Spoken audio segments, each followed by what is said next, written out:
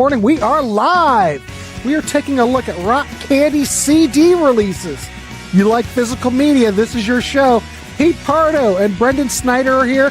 We want to hear from you in the chat. Let's get this going. Grant is changing the world one track at a time on Grant's Rock Warehouse. Damn it, Pete, we might be changing people's lives more than 2 tracks. We might be changing people's lives by stacks. By stacks. And stacks.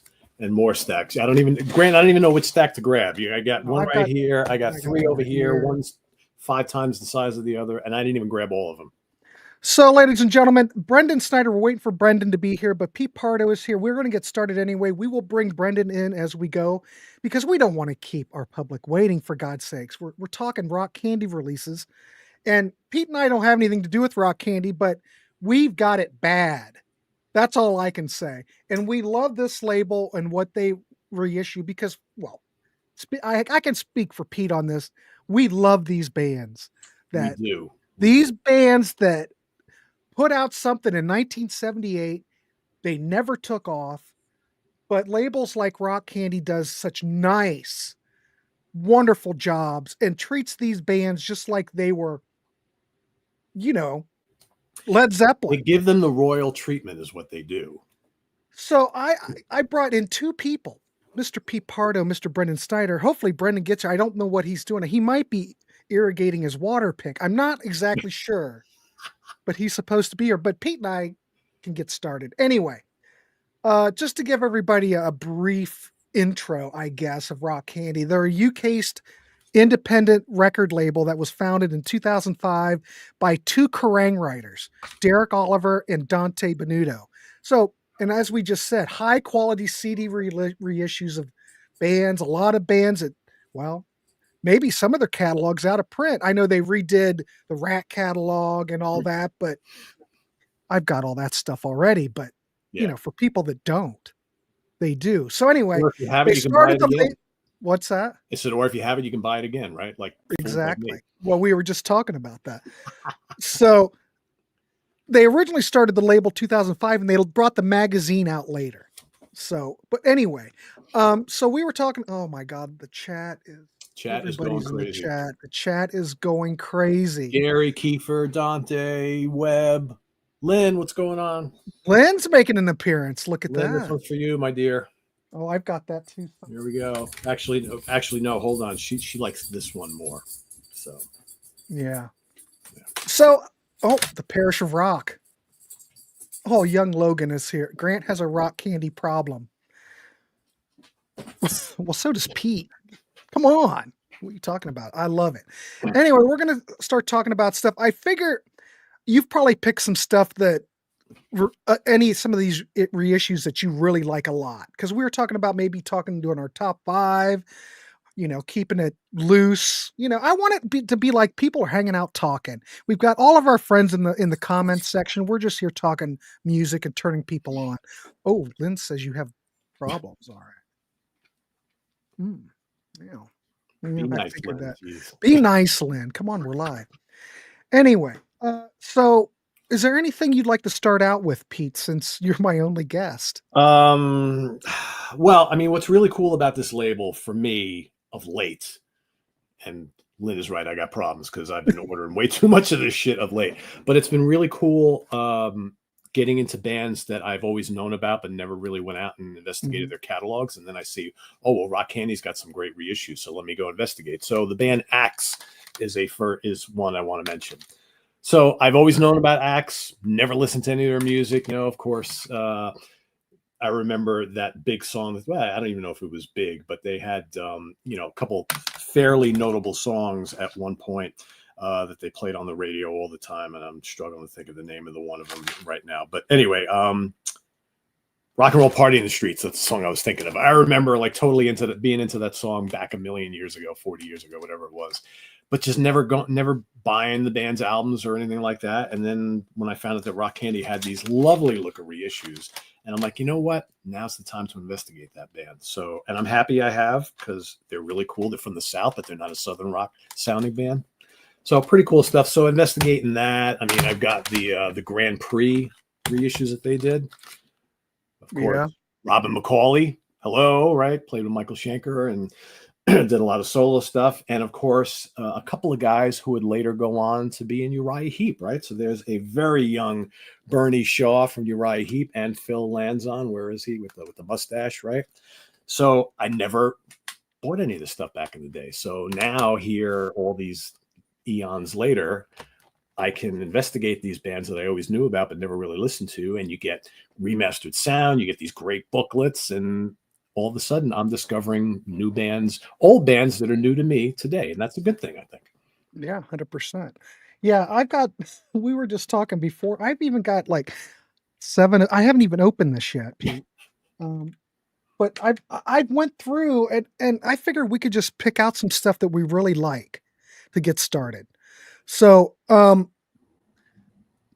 don't know. Is there something? Do you have your top 5? Do you have a top 5? I mean, there has to be something. I can do one on the spot. How does that sound? You want me to do it on the spot? I can do it on the spot. 100%. I like it. All Give right. me one, and we'll go back and forth until. All right. So here we go. I'm going to do it Snyder. on the spot just for you, Grant. I got to throw Riot in here. I'm going to pick Narita. I think this is a terrific reissue of theirs. There's no bonus tracks, but it sounds great.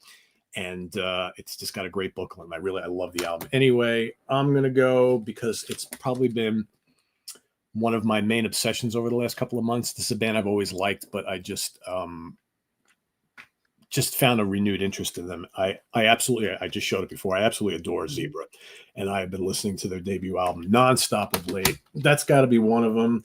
Let's pull out Icon Night of the Crime. Yeah. Killer band. Somewhere. Had this on LP back in the day, and it's just such a great melodic rock album, and it just sounds spectacular here on this reissue. And I literally just got this the other day. The first Fastway album, and it's got like 3-4 live tracks and 3 non-album bonus tracks. We love that, right? We love the non-album bonus tracks. All right, what else can I pull from here? Let's go with, you know what? We talked about it on another show recently, but I'm going to go with the Barry Goodrow. You can bring it up. Oh, yeah. Yeah, got to go with this. Because, again, this is something that I never had back in the day, and I love Boston so much, and I always wish that he would have stuck around in the band. And, yeah, it's the unknown Boston album.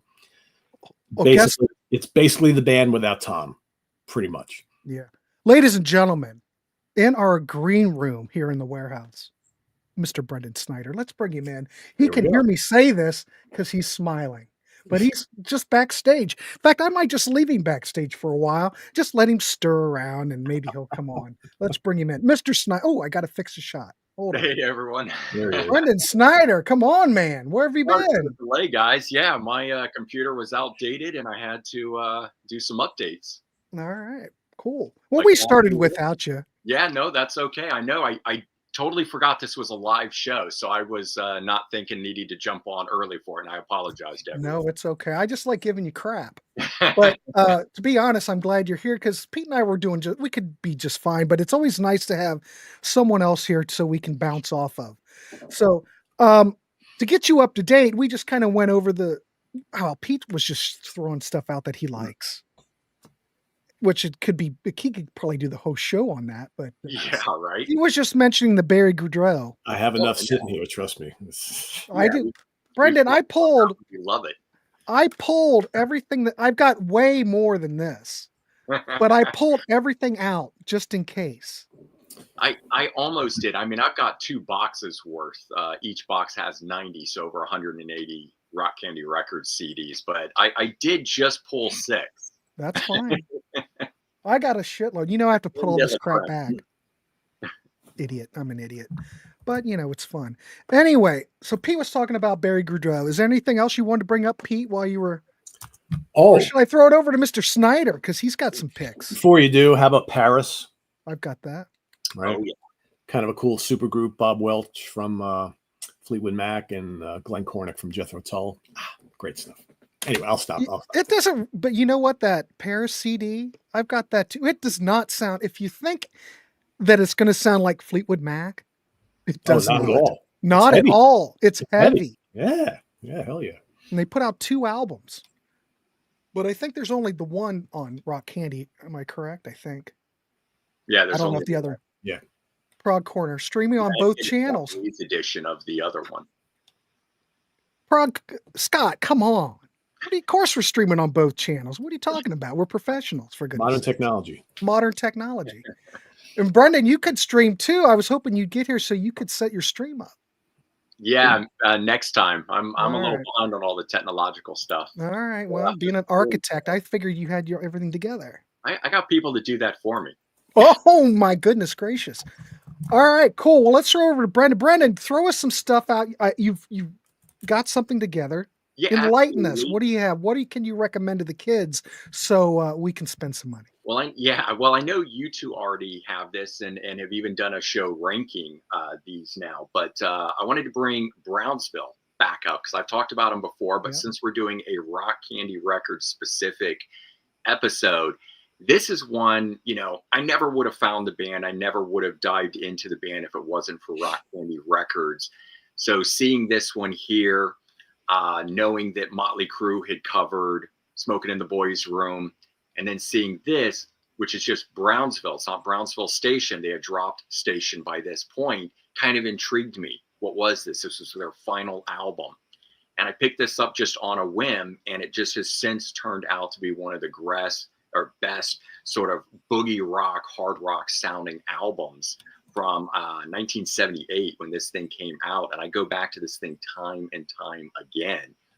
Can't get enough of this thing. So it's just one of those ones that, anytime I have an opportunity to talk about this album, to put this one out there, I would tell anyone who likes Rock Candy or stuff that Rock Candy is doing to check this one out. And like I said, I know both you guys went off and picked up a bunch of Brownsville Station stuff. Did either of you guys pick up Brownsville in the end? That's what mine is, the Rock Candy version. Yeah. And it sounds really good. Yeah, absolutely. Michael Lutz on bass. And I had known him from Ted Nugent, playing with him in '95 on the Spirit of the Wild thing. So, being younger, I come at a lot of this stuff from different direction where I've learned about some of these artists in other ways. And then when I flip this over to see, well, who's in it? What is it? Why might I care about it? And seeing that Michael Lutz is part of it. And I said, oh, geez, I know who he is. And I certainly have heard of Brownsville Station. And then that was one of the reasons that I decided to check it out. But a lot of the Rock Candy Records things are that way for me.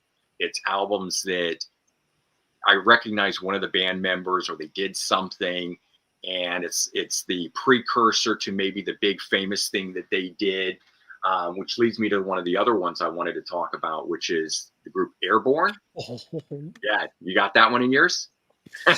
So produced by Keith Olsen, definitely in the vein of Styx and Foreigner and stuff like that. But Beau Hill, who I know from producing all the glam metal albums that I love from the 80s, Rat and Winger, and I think he even did Twisted Sister stuff. And but a lot of that. And Mike Baird is on drums, who's played with Billy Idol, Eddie Money.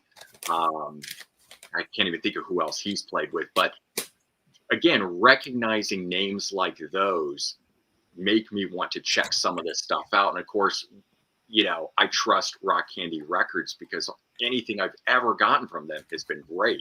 So it's never too hard of a stretch to go out. It's just a matter of where I'm going to stretch out and go. And a lot of times it's finding a named person in one of these albums that I want to go out and check it out. But do you have Airborne? I do not. Oh my God. That's one of my picks. Yeah. I don't have all of them yet. I'm working on it. You will soon, ladies and gentlemen. I know that Rick Labonte would email me. So where do I find that Airborne CD? Because I did like a one band, one artist thing where I played 2 songs off of it, 7-minute show, and people really dug it.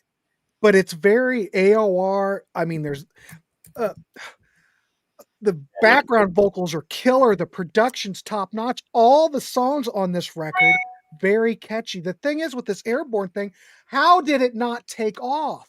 I don't understand. 1979, you got Styx, you've got Toto, you've got Journey out. It fits right in there. It checks those boxes. This is absolutely brilliant. But why did it not take off? Brendon, go ahead. Why did it not? Well, I think it's it was late to the game, right? And this is 1979. It's either, you could look at it and go, it's either late to the game or a little too early to the game. Maybe. But for what it was they were trying to do in that Styx and Foreigner style vein, I don't think that it quite came across. And a lot of these bands, they only did the one album. If they had had an opportunity to do more albums, maybe they could have caught on. But when labels drop, a band after only one album, back then it wasn't like today where out of the gate, an artist is either going to be able to do well or not do well based on promotion and everything. You couldn't get the word out. There you go, right there. Yeah. So a lot of these bands needed time to grow, and I don't think they were given that time. Brian says, how did it not go airborne? Good question. I don't know. But it's phenomenal. Yeah. Brendon and I both picked it, so it must be good. Well, maybe. I don't know. I've heard good things. Like it, so I'm just pointing out while you guys are talking, I'm just showing off the booklet for the Angel Live Without a Net. I mean, this is why you get this stuff. Look at this. I mean, just loaded with goodies inside. Yeah, and usually on the, I feel stupid. I have nothing to do with rock candy. I just appreciate what they do for rock and roll. But always the bands are always like involved. They have like interviews of the bands. It's tough. Right. But they have press statements and stuff inside sometimes. They've got, as you said, interviews, sometimes current ones, but they've always got a history written up inside. And to me, that's the big thing. I love being able to hold it in my hand and read something about the group. And a lot of these groups don't have a lot of information online because they ran under the radar so much. Even back in the day, there's just nothing out there on it. So the fact that they dig up the information and put it together is so great. Yeah. But good booklets, good packaging. The backs of these things always look beautiful. I mean, you also get the synopsis. It's like before buying something, I get to read this, and this always gets my heart racing and everything. And I'm like, oh, yeah, I want to check that out.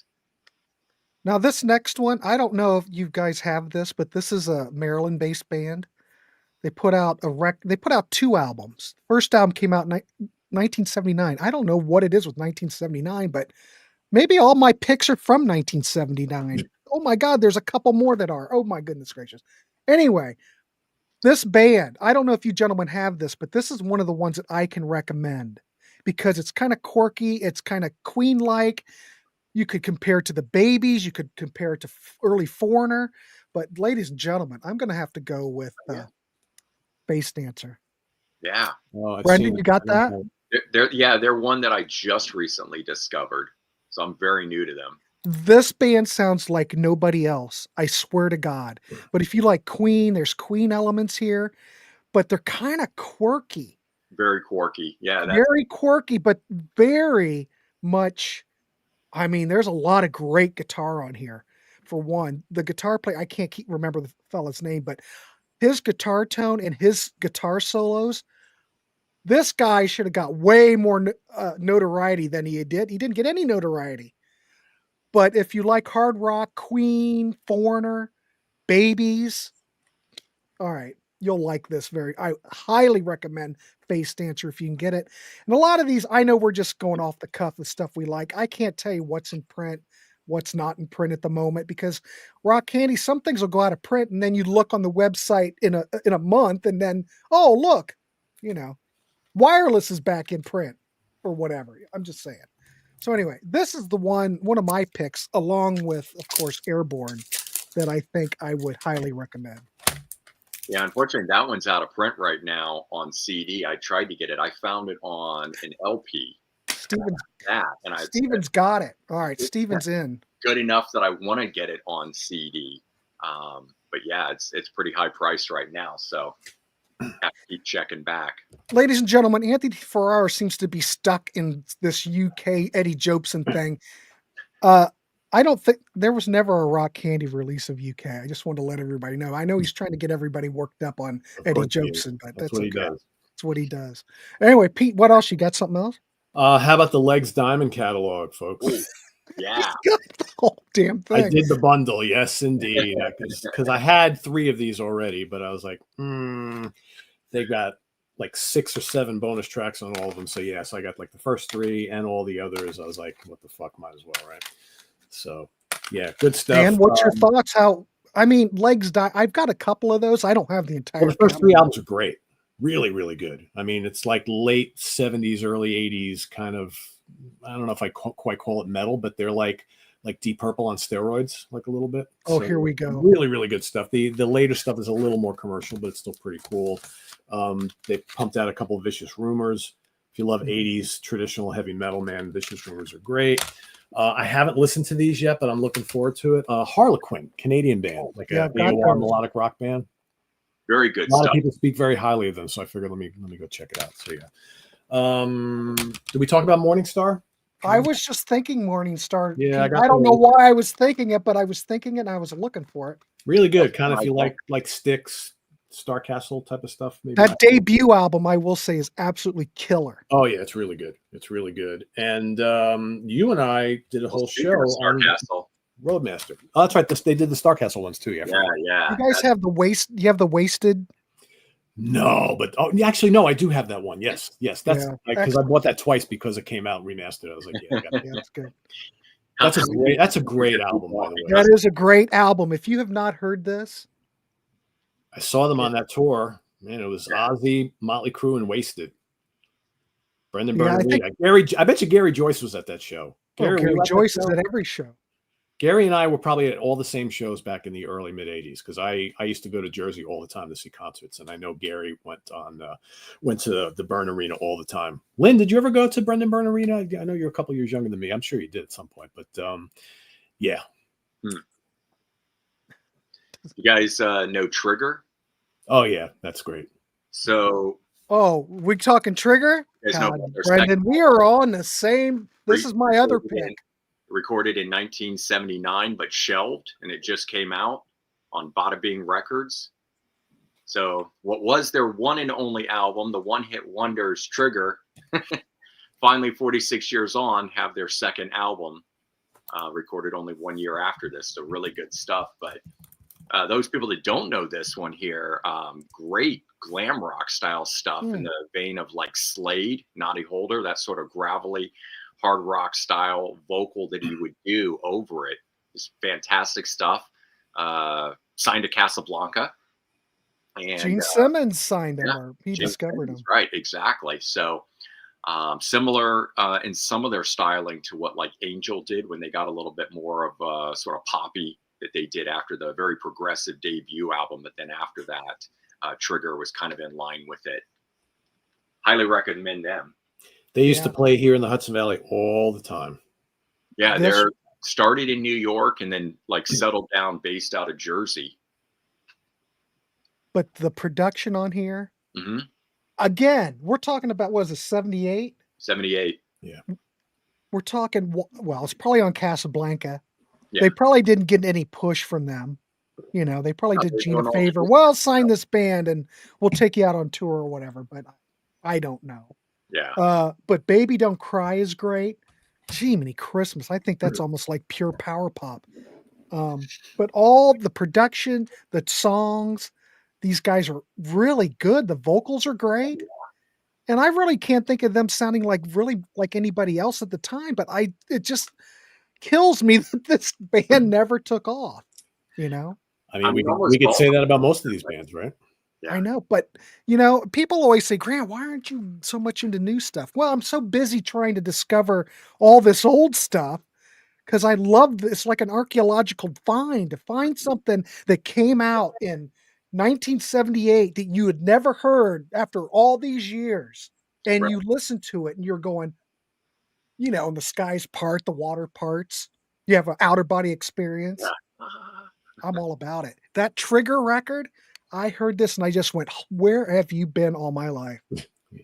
I swear to God. Face Dancer, I love it. Airborne, but you know what my number one pick will be because everyone knows. I'll get there. Anyway, Brendon, give us something. All right. What time is it? Frank all right, Marino, we're good. Juggernaut. I think this was his first solo album, Yep. from guitarist from Mahogany Rush. I'd never really gotten into Mahogany Rush, a little too bluesy for me in some parts, but this one here, I know. I heard this one here and it just bowled me over. And this was like what you were saying, Grant, from hearing this one, it was like, how have I never gotten into this artist? And of course, I went back from here and I did get into all of the other stuff from Mahogany Rush and the other solo albums that he did going forward on this. But the heaviness of this, the powerfulness of this, it just really blew me away. And again, if it hadn't been on Rock Candy, I probably would have glazed over it. But I said, well, if they're doing it, and I've certainly heard about the name, maybe it's time I give it a shot. So I gave this one a shot, and then I slowly bought another one and another one and another one. I think they reissued 4 of them, so I picked all of them up, including. I was just joking with Grant before we started today. I've had all those Frank Marino albums on CD for forever. I have like the old versions of them. I saw they had the bundle pack of the 4 that you just got, and I was like, I don't really need to get this or these, and I'm like, screw it, I'm going to get it anyway, right? Because the old CDs that I have, they sound like shit, and like the booklets are terrible. So I was like, you know what, I'm just going to do it. So they haven't come in yet, but so I've got those 4 that I'll need to get rid of. Lynn, you want those too? I'll give you those as well. There you go. Lynn's going to make out today. She's going to have a stack of stuff. Yeah. Well, Rock Candy Records is one of those ones that when they say they remaster it, they really have remastered it. There's other labels that'll claim that, and I don't know if they really do or they don't do a remastering because it doesn't sound enough difference to me. But on the ones that I've compared for Rock Candy, it's a night and day difference sometimes. Some people don't like their remastering, though. I've read a lot of people, especially like real audiophiles, they say they're too loud, they're too compressed. Well, I know something about this. I don't have an issue with that. I haven't either. But then I'm basing it off of a lot of the early CDs. I mean, when they did the Rat reissues, they sounded way better. And Winger, and again, a lot of those late 80s, early 90s glam metal bands, when they got, this is the only way they've gotten a remaster. I mean, it's mind-boggling that the own label, Atlantic Records, didn't want to reissue and put out remastered copies of those things, that it takes a reissue label like Rock Candy to do it. But, it sounds great. Speaking of some glam metal, I'll throw in a group called Meridian. I don't know if anyone's heard. I've seen that, but I haven't heard it. If you love glam metal, you've got to check this out. I didn't know anything about it. The name, nothing. It was just came out in 1989. Looked at the back cover. I saw those guys. I said, all right, I'm going to take a chance on it. Vocals in here are like Brad Sincel from TKO and War Babies. So he's got that sort of gravelly vocals over a melodic style, glam rock sound. But this is one of those albums, start to finish, blew my mind. Everyone that I've recommended it to that loves glam metal stuff says the same thing about it. How this group never took off is another mystery. But yeah, for all you glam metal fans out there, check this one out. Chris Cade was the vocalist. And as far as I know, never did anything before or after, but absolutely great, amazing stuff, 1989. Well, Damien brings up the whole remastering thing. Everything's brick walled pretty much anymore. Back in the 80s, you had a lot of the 80s CDs were they just took the tapes, they transferred them over. Yeah, you can add. A lot of people used to bitch and complain about the Led Zeppelin, the first batch of Led Zeppelin CDs, which that's what I have because they're not really futzed with. And yeah, maybe they're a little low in volume, but you have a volume knob. I like the way those sound because they sound very natural. It's just like they took the tapes and they just transferred them over. Everybody has a different ear to stuff. But the thing is, if you follow Steve Hoffman's site, there's a lot of conversations over there about the Rock Candy stuff. A lot of people over there are not fans of the John Astley mastering because a lot of his stuff's kind of bright, kind of really brick walled.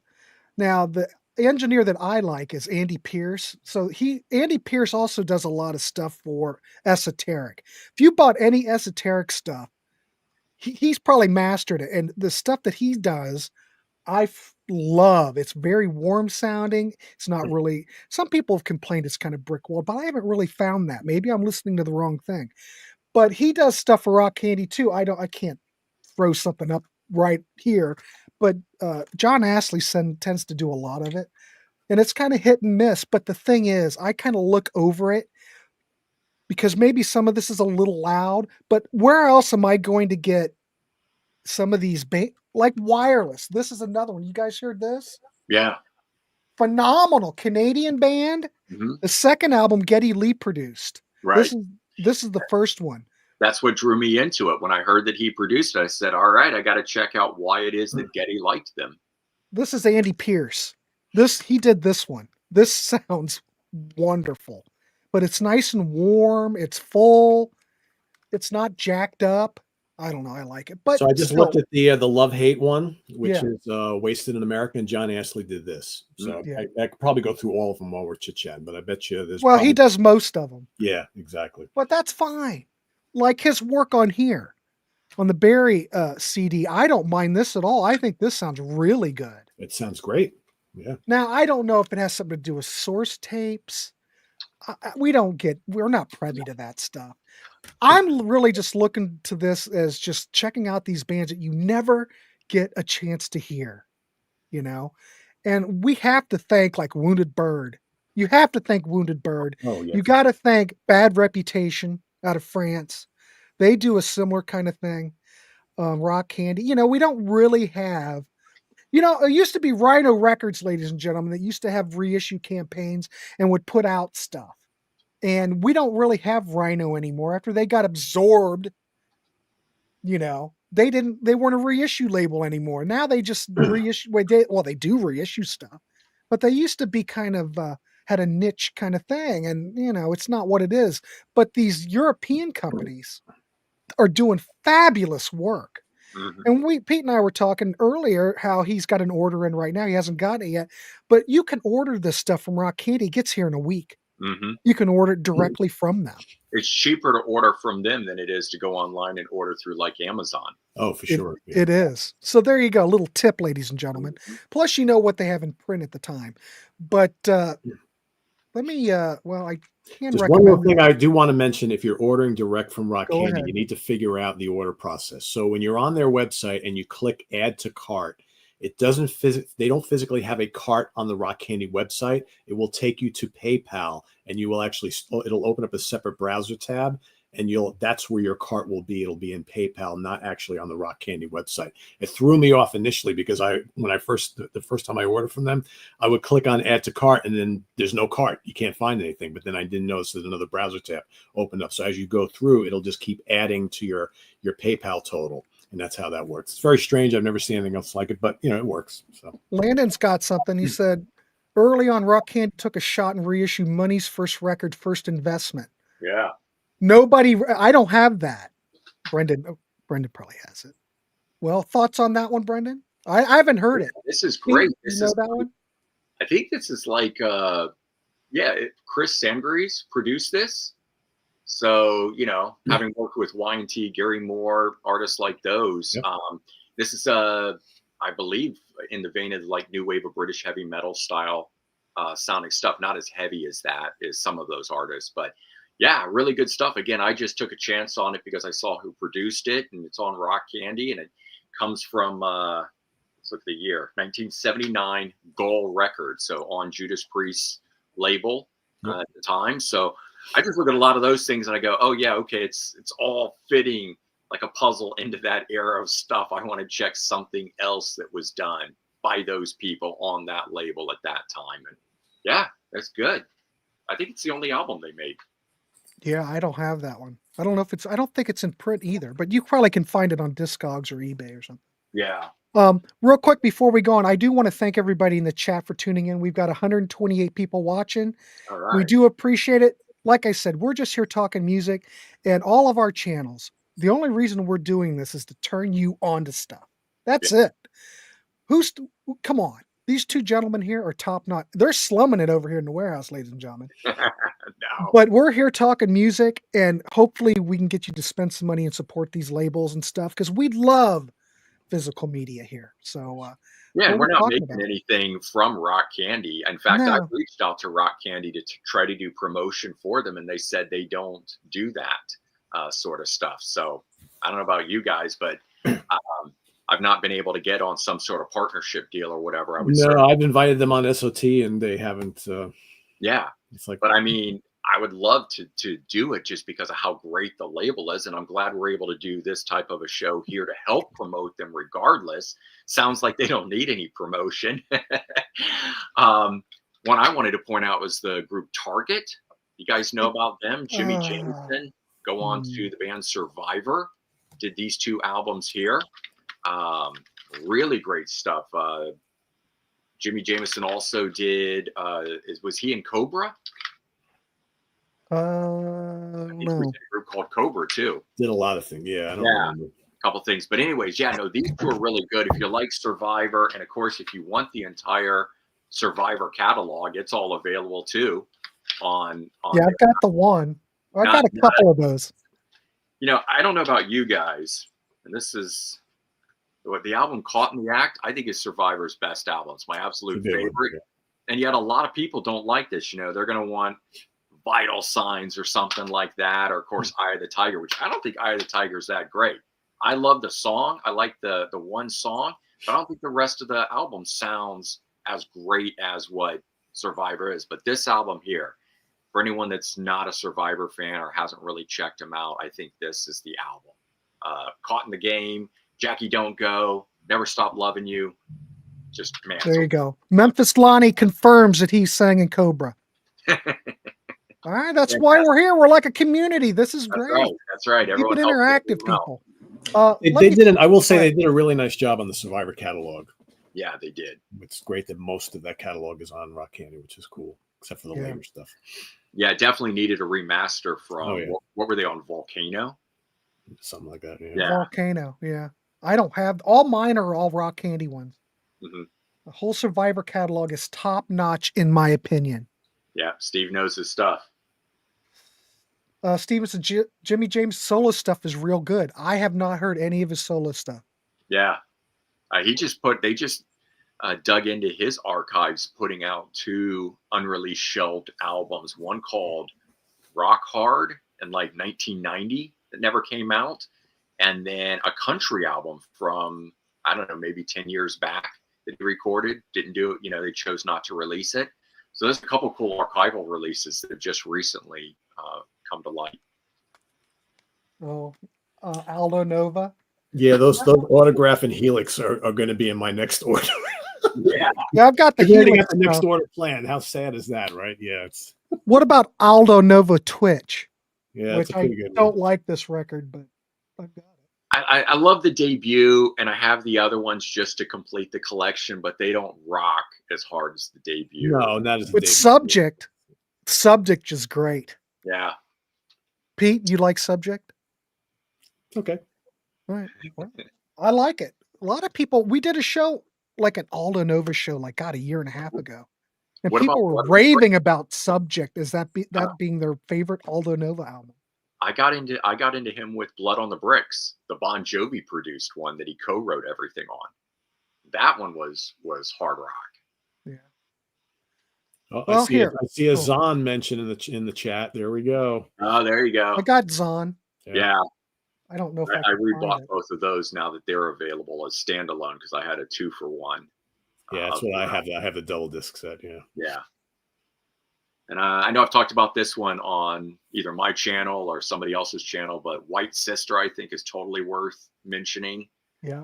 These guys would go on to play in a glam metal group called Tattoo Rodeo, not punk rock, but this stuff here in that punk rock vein, if you like Styx and other artists of that era.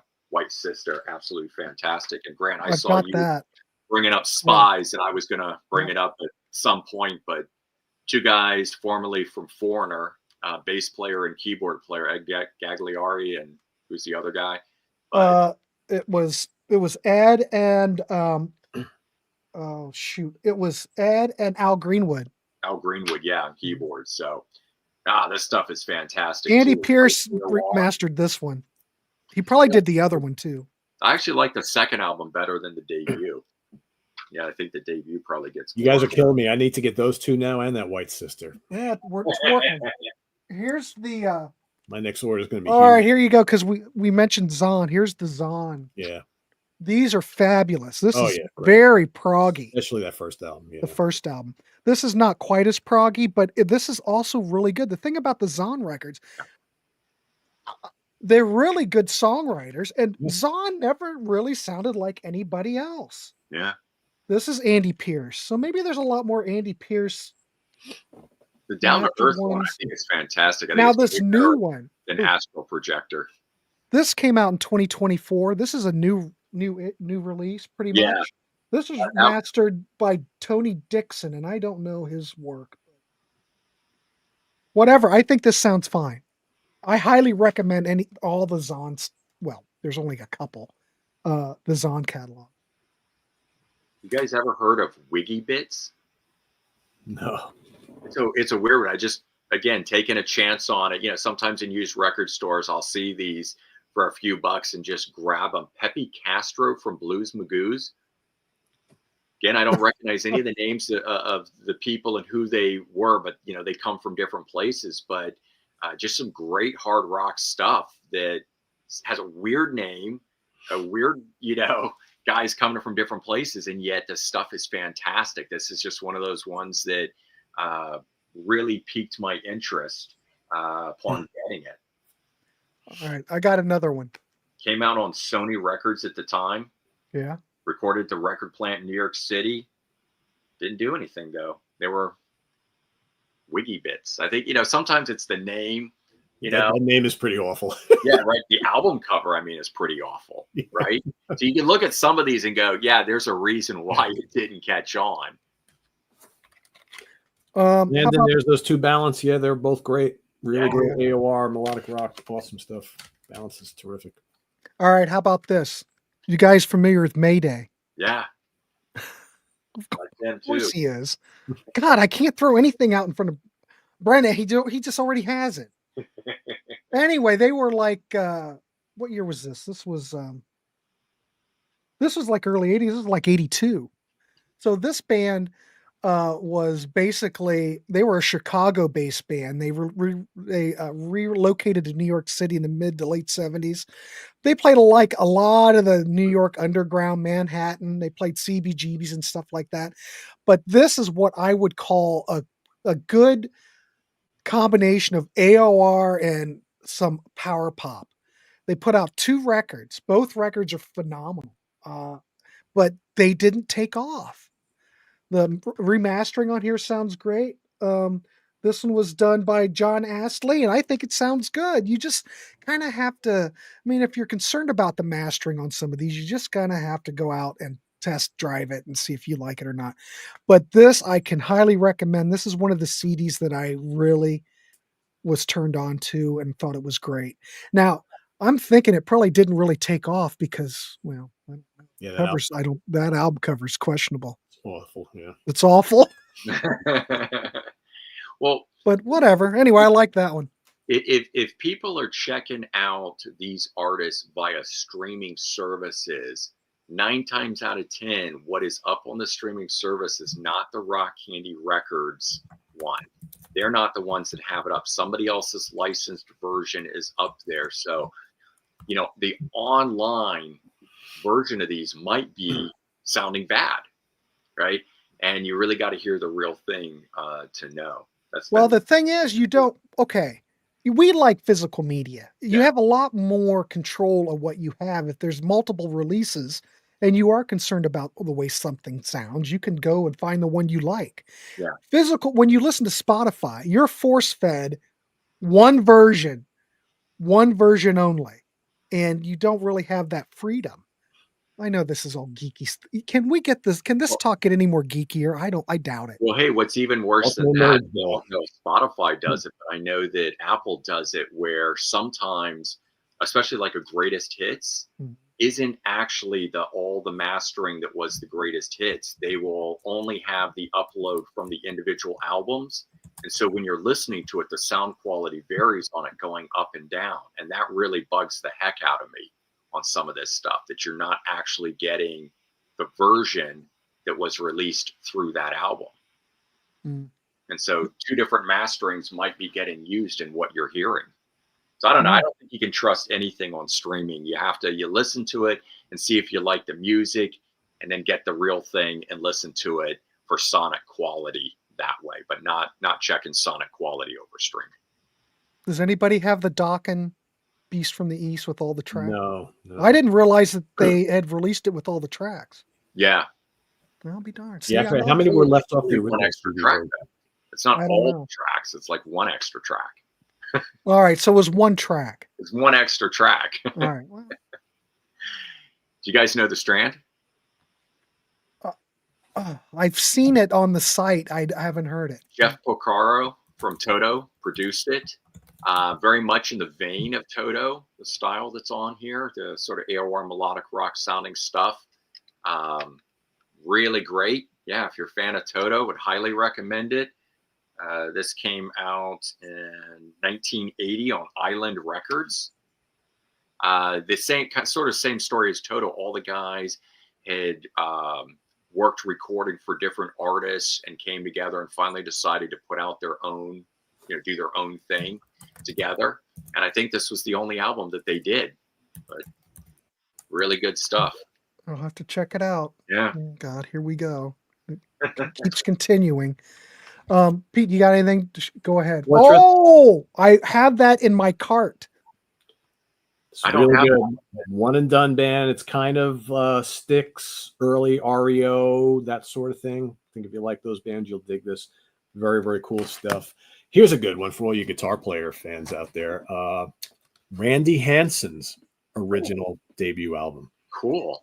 Very much like a Jimi Hendrix style guitar player. In fact, he's made a career on doing like Jimi Hendrix covers and Jimi Hendrix shows and all that kind of stuff. And he also, for those of you who are fans of Apocalypse Now, that kind of weird psychedelic scene late in the movie where they're at that one place going down the river and everybody's tripping on acid and whatnot. And you hear all this kind of Jimi Hendrix-y guitar playing stuff going on in the background.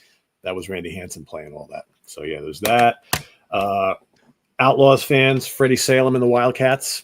Yeah, I got that because you. And I welcome. played it.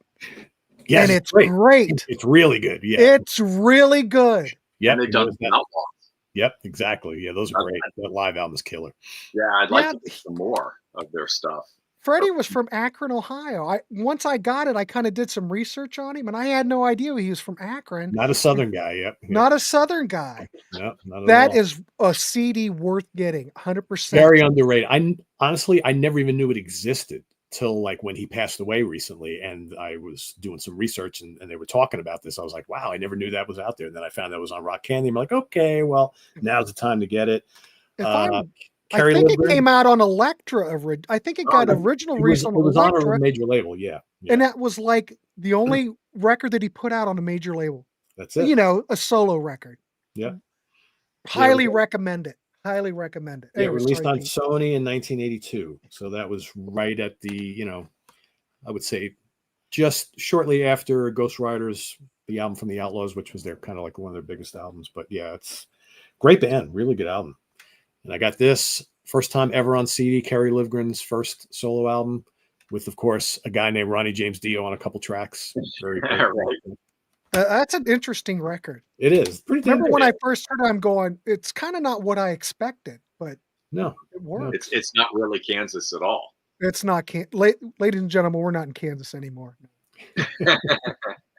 But yeah, that's about... Because I know you and I did a ranking show. Did we talk about Roadmaster at all yet? Not we yet. Haven't yet. No. Yeah, that was stuff we talked about on the What Is It show. Yeah. Yeah, Roadmaster. Highly recommend the Roadmaster stuff. Yeah. Especially like those first 2 records, I think. Yeah. Well, I think Pete liked that third album quite a bit. I do. I remember. Yeah. All those Roadmaster ones, go ahead, run to them, ladies and gentlemen. Get them while you can get them. And of course, I do want to mention this. This is my favorite of them all. Everyone knows I'm going to say this. Freaking Aviary, ladies and gentlemen. 1979. This is just, I love this. I can listen to this album over and over again. All you have to do, I've done shows and shows on Aviary on my channel. I don't have to go into it. You knew this was going to be my number one. I love freaking Aviary. How did I miss this? Is that's because that's not listed on their website anymore? So that must be one of those. Oh, it's one of. Yeah. It's like Airborne, Aviary. Yeah. Every time we talk about all this stuff, it always sells out. Yeah. We did that show on the Hunt and Dillinger. You couldn't get any. There were scraps Dillinger out there you can get, and then all of a sudden we did the show and there was nothing left. People were like, "I can't get those anywhere." Like, you and I probably grabbed the last of them, right? For the most part. Well, we knew we were going to do it, so we had to. A lot of these, when we do these shows, I have to study for these shows. Some of these bands, like, Roadmaster. Pete brought up Roadmaster. I said, "Sure, I'm down for Roadmaster.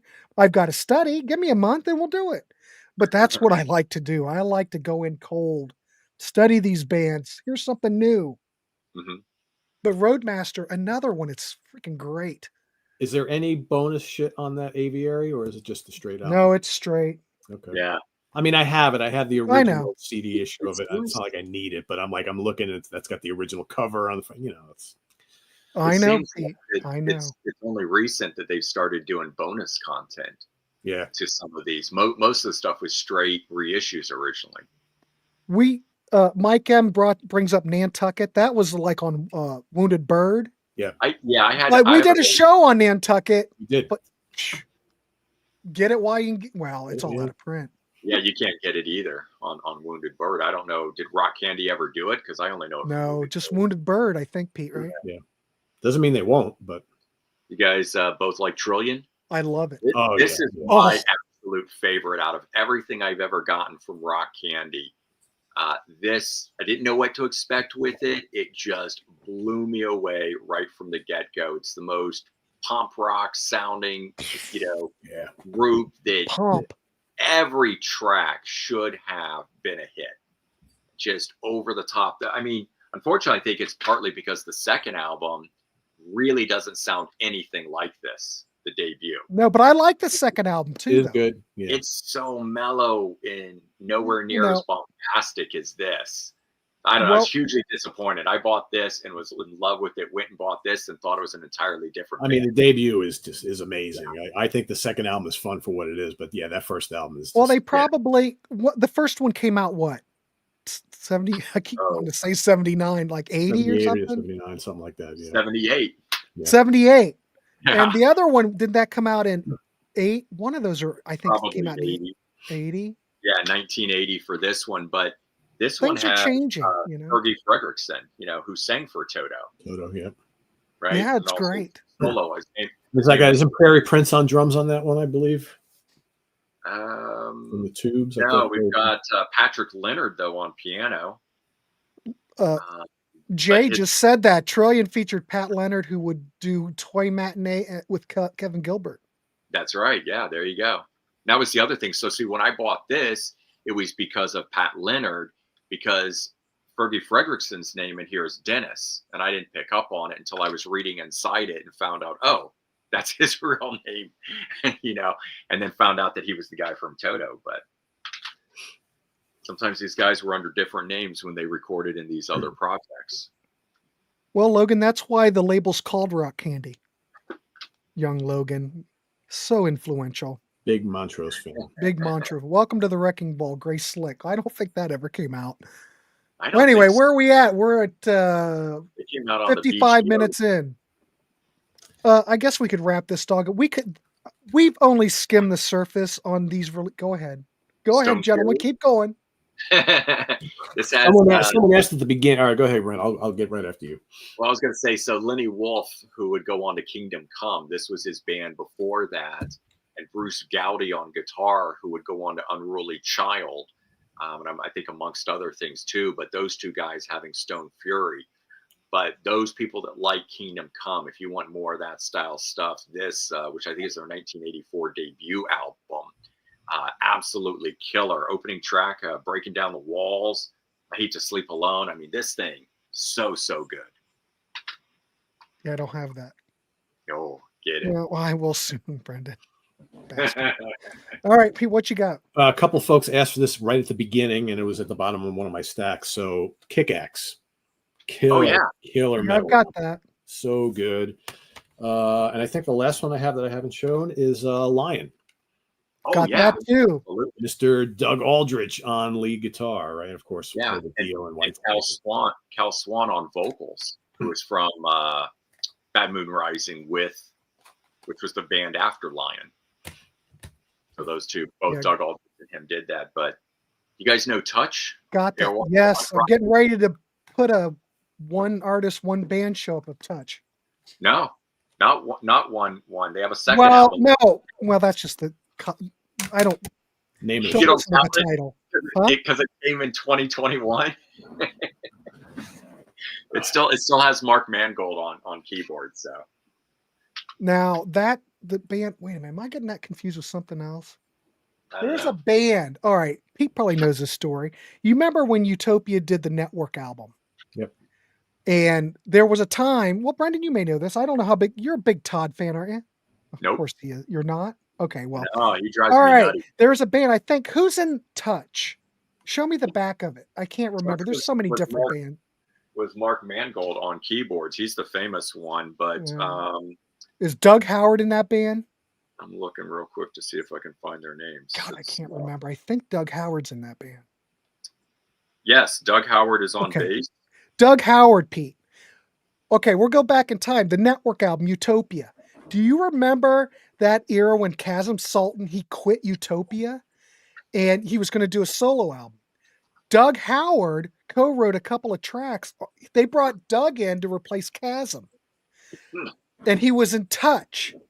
So that's his claim to fame, but he was only in Utopia briefly, and then Chasm came back. So if you look at the Network album, you'll see Doug Howard sharing. He's actually on it. I think he's playing on the songwriting credits. So that's his claim to fame, was he was in Utopia briefly. No one knows that. There you go, ladies and gentlemen. This is why you come to the Warehouse. Yep. Learn about Utopia references. But Doug Howard. But that Touch album, highly recommend it. Highly recommend it if you haven't seen. Oh, here 1994. I got those too. Got those with Karen Lawrence from LA Jets. Mm-hmm. Or band before this, or the Jets. I think it was just called the Jets. But yeah, great hard rock in the vein of course, Heart, but also like Aerosmith style stuff. Female fronted, great rock and roll. Yeah. All right, I guess we can wrap this up. I only wanted to go in an hour. These gentlemen are busy. We could be talking. By show of hands in the chat, how many people are going to the Rock Candy website after they get off the air here? Well, yeah, look, Classic Rock Junkies already there. Yeah, I was gonna say, they've already been hitting it up while we're talking. They're going to crash the website. Rock Candies are like, why do we get all these damn orders on Saturday? What's going on, man? It's like, well, yeah, we're trying to change the world one track at a time. Yeah. That's right. Chasm was in Meatloaf. Yeah, he was playing bass in Meatloaf after Utopia folded. But Chasm is just so much talent. Gee, many Christmas. I would also highly recommend his solo album that came out a couple years ago. Check it out. Great stuff. Anyway, let's wrap this dog up. We could do another show. We could talk another hour on this. But, I don't want to just totally shoot it now. Let's just end this. Gentlemen, Pete, what do you have coming up on the show? If you haven't checked out Pete's channel, of course, he's streaming on his channel as well. Yep. Please give some love to Sea of Tranquility. Pete, what's coming up on Sea of Tranquility? Let's see. So it's 11 o'clock now. So in 3 hours, we've got the UK connection coming up on Sea of Tranquility. We'll be talking about each of us, Simon, Stephen, and myself, will be talking about our 3 favorite power metal albums from 2008. So if you're into power metal, come on over to Sea of Tranquility at 2 p.m. Eastern Standard Time. And tomorrow, 2 Ranking the Album shows. We've got, speaking of Airborne, Craig Kaminsky's doing a Ranking the Albums of Airborne. And I will be doing a Ranking the Album show of Ultimate Spinach. Very cool late 60s psychedelic rock band from the Boston area. So the 2 shows coming up tomorrow. So that's a different Airborne. Let's make sure we're. Yeah. Yes. Okay. Yeah. This is the one from Australia. The one from Australia is the one that we're doing on. Not this one. Not this one. Okay. I was about to ask, how do you rank only one album? Yeah, only one album. Yeah. So no, it's the other Airborne. Sorry. So that's coming up tomorrow. So Ultimate Spinach and Airborne. We could do another show if these gentlemen want to talk more, but we could do like a Wounded Bird show. God knows what we could do. I like just talking about CD reissues and stuff like that because, normally we're always so focused on just like a band or something, but, it's kind of fun to talk about physical media. All right, we didn't talk Brendon, about Y&T today, but that's another one that they've done. Zebra. I was hoping someone would. Do you have that, Brendan, yet? The Did new you get one? the new ones in? I ordered. My order hasn't come in yet with the two Yeah. first albums. I've got them, but they're in the room because they're still out being listened to. Oh, okay. Oh, Yeah, I'm he's already waiting. got them. I'm still waiting. I'm still waiting too. Damn it! All right, Brendan, what's coming up on your channel, real quick? All right, well, I finally got the new Styx album, Circling from Above, in, so I did my review of that. That's going up tomorrow. And then, of course, now that they got a brand new album out, I'm going to do a ranking of the Styx albums and pop that one in. So that'll go up probably the day after. But yeah. All right. Oh, and the Doobies. Yeah, great one. And kinds hold of on, stuff. wait. There's more. New Little Feet.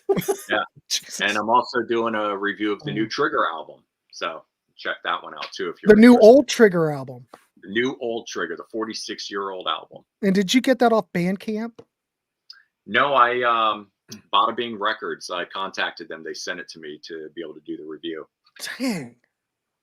People, you guys amaze me every day. All right, cool. Damien, I got the new Y&T reissues today. Have you listened to them yet? We got to wrap this thing up. We'll do another show. We'll get these gentlemen back. Come on, we got. We just can't stop talking physical media, folks. I know. I love this kind of stuff. I could talk this all day. Well, I don't have any outlet. Do you know? Remember back in the day where you could go to a rec? Well, Brendon still does it. Yeah.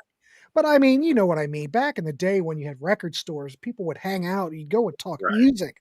That's what this has become. I feel that the Warehouse, Sea of Tranquility, Brendan's channel, we can just rap music. Just talk music, yeah. It's great. It's a great outlet. All right. Tomorrow, 7 p.m. listening party for Brian Wilson Beach Boys. I'm doing 2 hours of that tribute. The listening parties will open up with guests in July. I'm booking some people. I got George lined up. Need to get Brendon. I've already asked you about that. Yeah. I'm going to be doing one on. You want to do? Can you stay up that late? Yeah. No, I said I'll do one with you. I want to do it all on like punk rock. All right. Shit, I'm down for that. All right, I'll be in contact with that, and I got Pete lined up. I'm lining people up. So I think I also have. Did I already get? I can't remember. Let's wrap this dog up. All right, everybody. Thanks for doing this. Turning on the Contrarians. I think we might be live on Wednesday. I don't know. I'm doing another live show. I can't keep track. Let's just wrap it up, gentlemen. Thanks for doing this. If you want these guys back, let us know. We can do more. We can talk about more music, more CD releases. And all right, everybody, have a good day, and we'll talk to everybody later.